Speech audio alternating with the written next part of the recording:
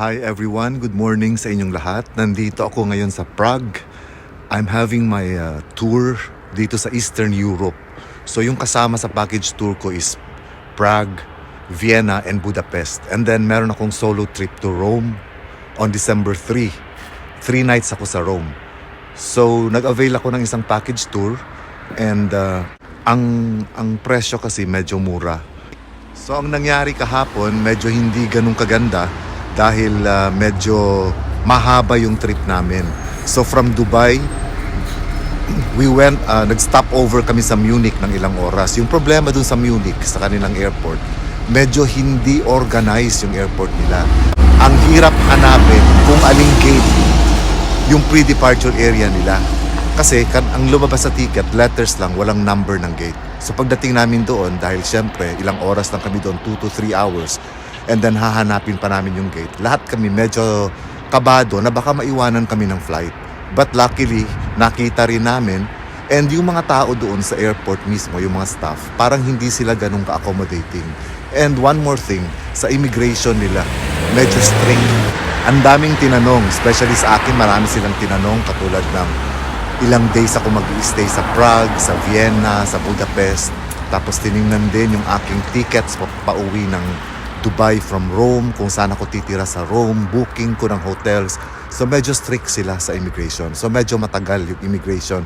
Unlike from Dubai, papuntang Prague, walang tanong-tanong, automatic lang yung pag-stamp nila ng passport. Pero dun sa Munich, medyo stricto sila. And I understand din siguro dahil syempre, for security reasons din, siguro marami rin talagang mga tao or mga nagti-TNT sa iba't ibang bansa dito sa Europe. So ngayon medyo stricto sila. But anyway, everything is fine. Dumating kami dito sa Prague ng 4 in the afternoon. Pero napakadilim na dito ng 4 in the afternoon. Dahil winter time. Kung nakikita nyo dito, nasa labas ako ng hotel. It's 8 o'clock kasi yung pick-up time namin is 10 o'clock in the morning para sa tour. Sobrang lamig dito. Habang hawak ko itong cellphone ko ngayon, talagang naninigas yung mga daliri ko sa lamig. And pag nagsasalita ako, umuusok. Yung bibig ko, may lumalabas na parang usok. So kung nakikita nyo sa likod ko, foggy yung weather dito. So itong suot ko ngayon, parang hindi kakayanin. So aakyat ako ulit mamaya sa hotel. Kukuha ako ng mas makapal na pang-ilalim. And katulad din ng experience ko dati sa Paris, nung unang gabi namin, pagdating namin sa Hilton Hotel ng Paris, medyo matagal din yung pag-check-in namin. Ngayon, dito kami ngayon sa Clarion Congress Hotel ng Prague. Ganon din yung nangyari. Medyo matagal din yung pag-antay namin. So instead na meron pa sana kaming time na gumala-gala kagabi, hindi na namin kinaya dahil sa pagod. So what we did, kumain lang kami dito sa may food court ng hotel, and then we went to sleep. So ngayon, early in the morning, gagala sana ako, kaya lang parang hindi ko kaya yung lamig dito sa labas. Anyway, mamaya, samahan nyo ako. Gagala kami sa buong Prague, and I hope you will continue watching, and let's enjoy the trip.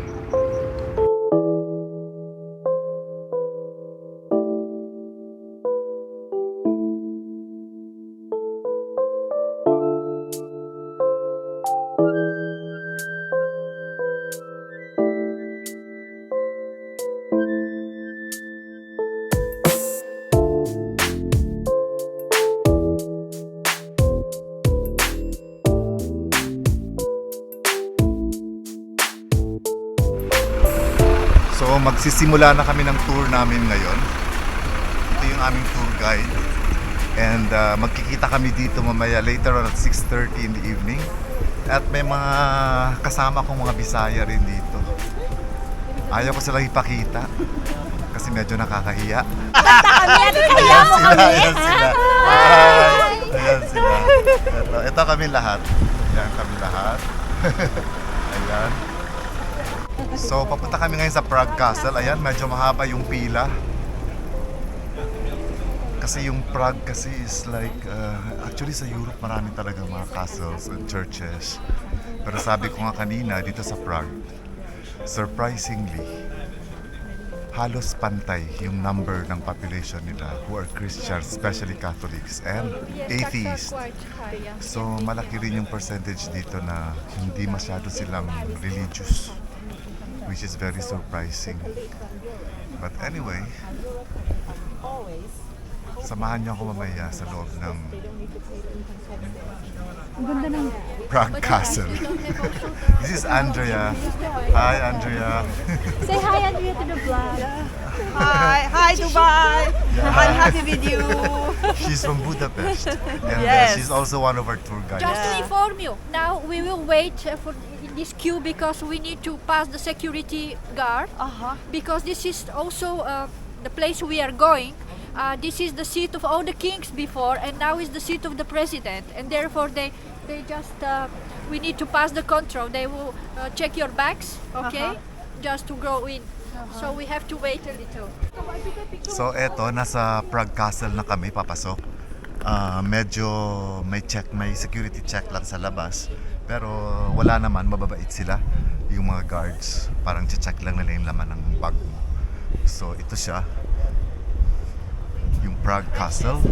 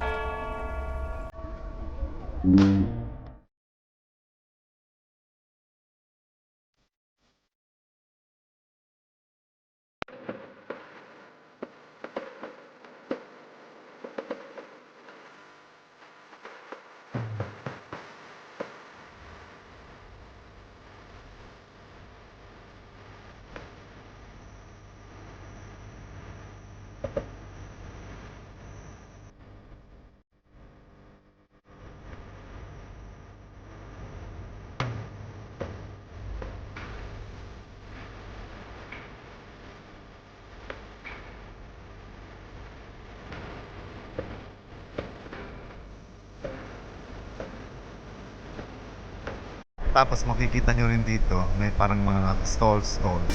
And they are selling itong mga local food nila na tredelnik. So this is tredelnik. Local food in Prague. So ginagawa nila, binibake nila. And then they put some fillings. What fillings do you put here?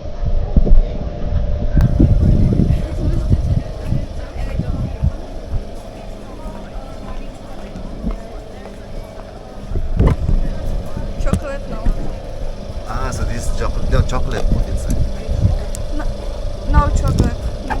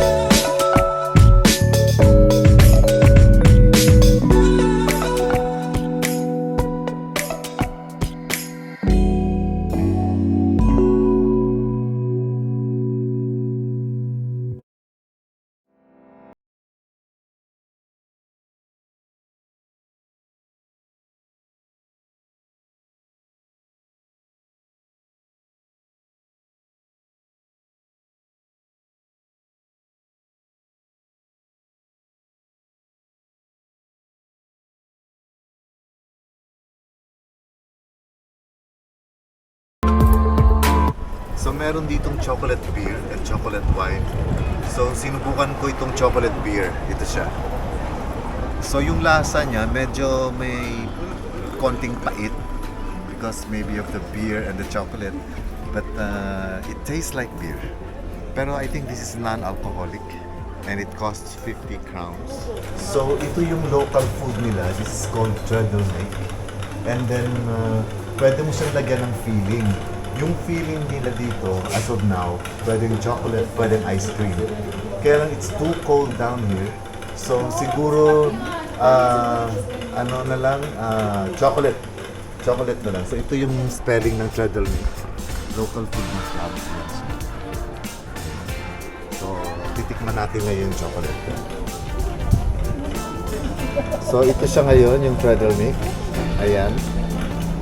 I think Nutella yung nilagay sa loob. So titikman ko ngayon yung Treadle Milk. Ito. Tingnan natin.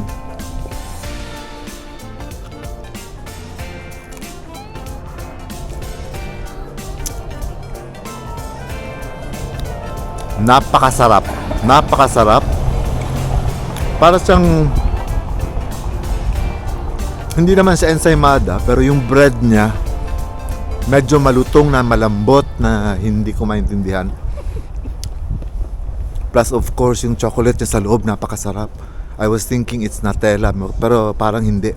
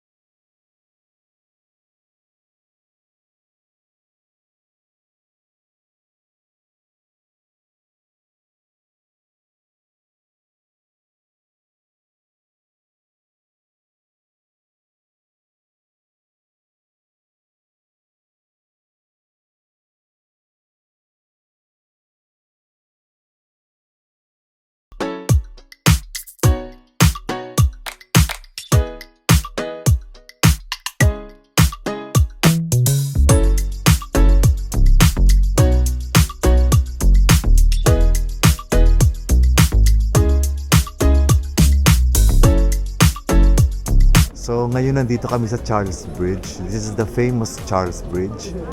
So aakyatin namin ito mamaya. And papakita ko sa inyo yung Charles Bridge. Napakaganda dito sa Prague, as in. Nakakatuwa dahil ang liit ng kalsada nila and made of cobblestone. Mahirap maglakad dito pag naka-heels ka. So hindi advisable pag nag-tour ka ng France. Dapat comfortable shoes dahil cobblestones yung lalakaran ninyo.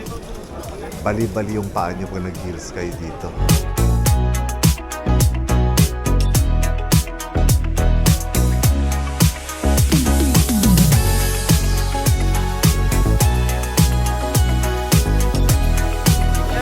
So ito yung sinasabi nilang Charles Bridge. Actually hindi ko alam bakit famous siya kasi personally para sa akin very ordinary lang siya and I don't think na malinis or siguro dahil sa dami ng tao na nandito daily ng mga turista kaya parang magulo siya na parang marumi. Pero may nakausap naman ako ang sabi sa akin kasi kaya daw to famous especially sa mga Bollywood movies dahil karamihan daw ng mga shootings nila pag sa Prague kasama itong Charles Bridge. But I don't see any significance kung bakit famous itong bridge na ito.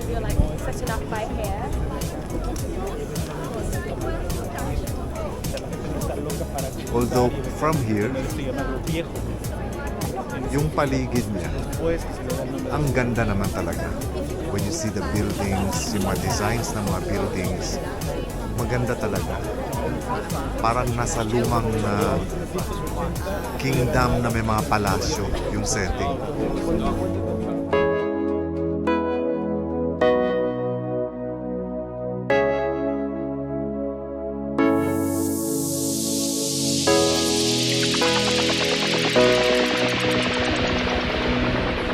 So ito ngayon yung sa harap ko, ito yung famous na astronomical clock na talagang dinadagsa ng mga turista dito.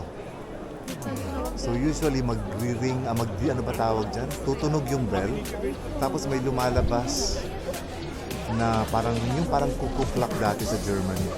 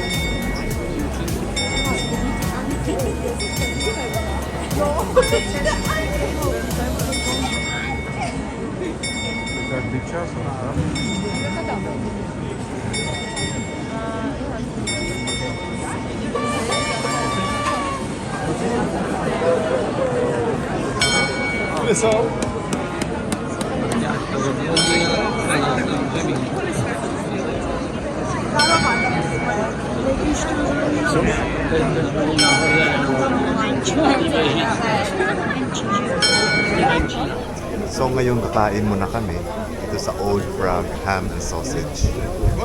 Sige. So ito yung food nila.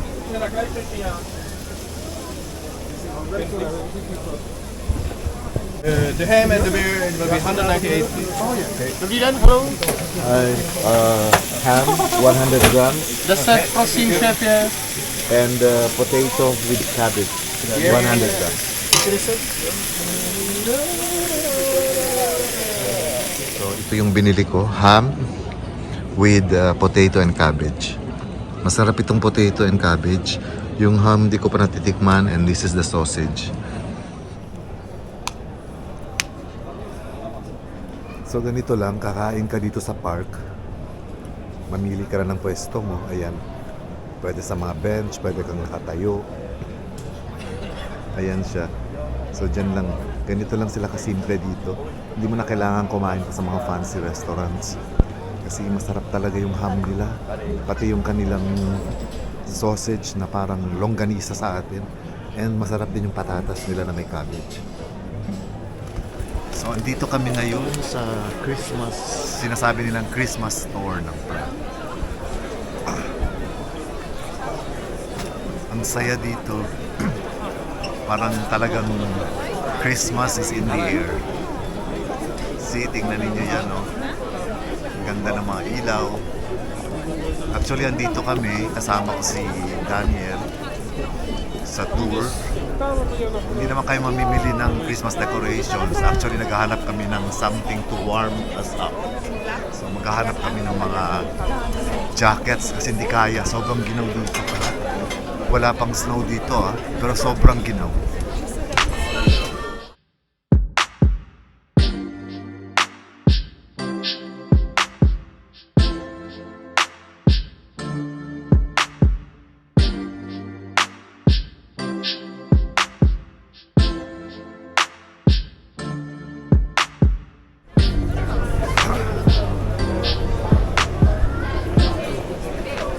Nakakagulat, ang daming tao dito sa Prague.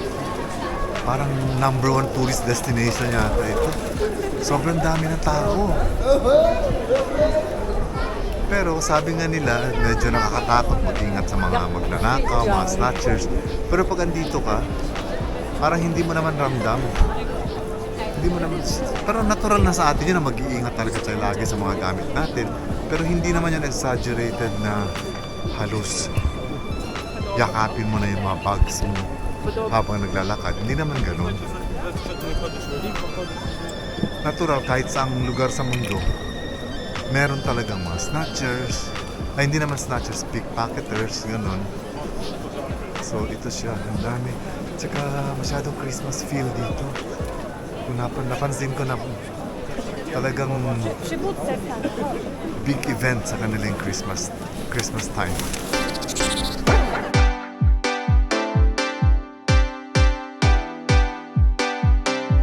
Sumubok kaming gumala, kami lang ni Dan. Pupunta kami ngayon sa famous dance house. So sasakay kami ngayon ng train. And hopefully marating namin yun ng maayos kasi wala kaming guide. Kami lang bumili ng ticket. And then ang travel time is around almost 30 minutes from the hotel. Pero yung metro station dito parang 5 500 to 600 meters away lang from our hotel. So malapit lang. So mamaya papakita ko sa inyo kung ano yung sinasabi nilang dance house.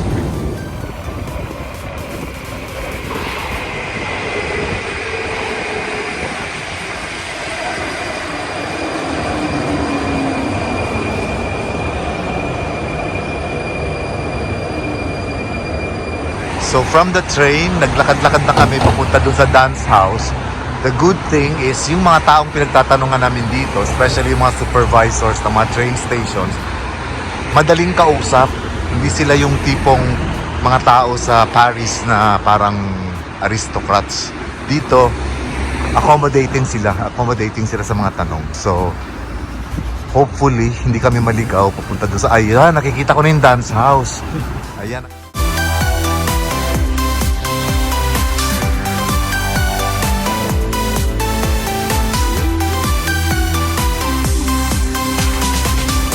So ngayon, dahil Sunday, wala masyadong tao dito sa labas. And besides, sobrang lamig. So bukas, first working day nila, malamang busy na ulit itong kalsadang ito. So dito sa Prague, meron silang famous black beer. Ito siya, oh. So we're trying this out tonight.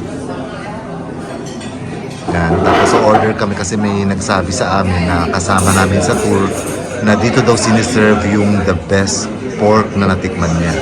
So, check namin kung kaya ng budget namin. Kukuha kami ng small order. If not, fries na lang para mura. So, I'm with Daniel.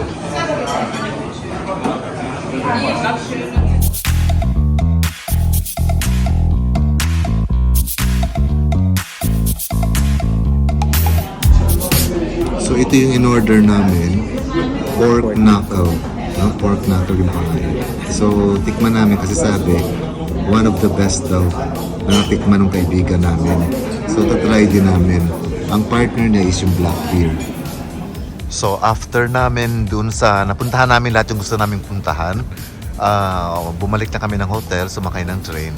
And then, paglabas namin ng train at 10 o'clock in the evening, ganito nang itsura dito. Grabe. As in, parang covered na with fog. And it's too cold. It's too cold. Ang suot ko ngayon actually, 5 layers na. 5 layers na. Sobrang lamig dito. Without snow pa ito, ah.